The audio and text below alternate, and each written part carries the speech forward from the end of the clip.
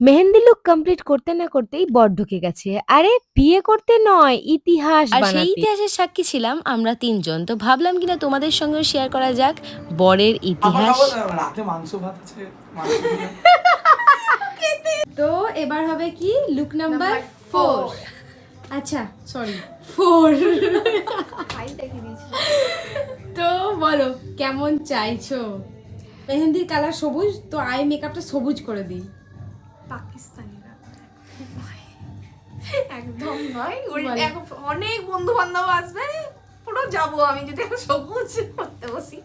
একদম না, যেটা সঙ্গে মানাবে একটা ভালো থেকে করে দাও কিছু। আচ্ছা সব লোকের মধ্যে দাও, আমাকে একটু তাড়াতাড়ি করে দাও। সেদিন আমার মেয়ের ভীষণ শরীর খারাপ ছিল। ডক্টর দেখিয়ে পায়েলের বাড়ি যেতে আমার অনেকটা লেট হয়ে যায়।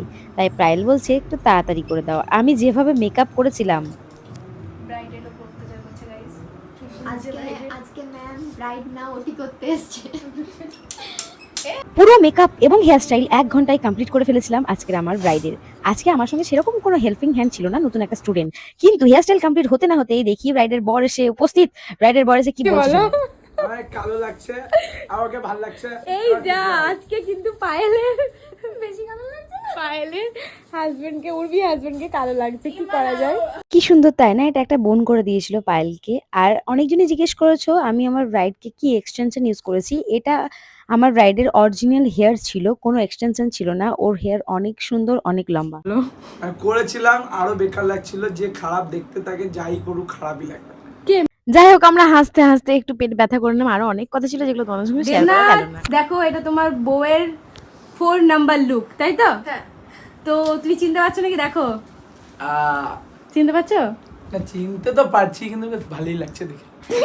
দেখো কেমন নির্লজ্জ জামাই, আজকে মেহেন্দির লুক চলে এসেছে। চলে এসেছি, গায়ে হলুদ কালকে হওয়ার বিয়ে পরও- করতে আসবে তো গায়ে হলুদ হওয়ার পরে চলে এসেছি, কারণ ওই সব মানে চা খেতে এসছে জামাইয়ের হ্যাঁ। বাড়ি, কিচ্ছু আসলে করে আজকে আমাদের শ্বশুরের বাড়ি। ক্যাটারিং এর লোকজন চলে গেছে, অনেক টায়ার্ড হয়ে গেছে, তাই ভাবলাম শ্বশুর বাড়ি থেকে চাটা খেয়ে আসি। তাই চলে এলাম চা খেতে। তারপরে চলে যাবে আবার। চা পা খাবো, রাতে মাংস ভাত আছে, মাংস দিয়ে। আচ্ছা, অনেক হাসি মজা করতে করতে আজকের লুকটা কিন্তু ফাইনাল কমপ্লিট করে ফেললাম। ৪ নাম্বার লুক, মেহেন্দি লুক। তোমরা জানাবে কেমন লাগলো। চলো ব্রাইডের কাছে জানি তার কেমন লাগলো। বলো আজকের সকালের মেকআপটা কেমন ছিল?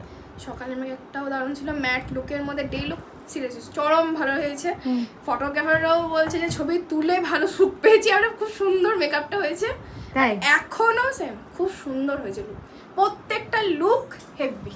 Thank you so much. চলো টাটা দেবনাথ, টাটা। তোরা তারপর তাদেরকে সবাইকে বাই বাই করে আমিও বাড়ির ফিরার পথে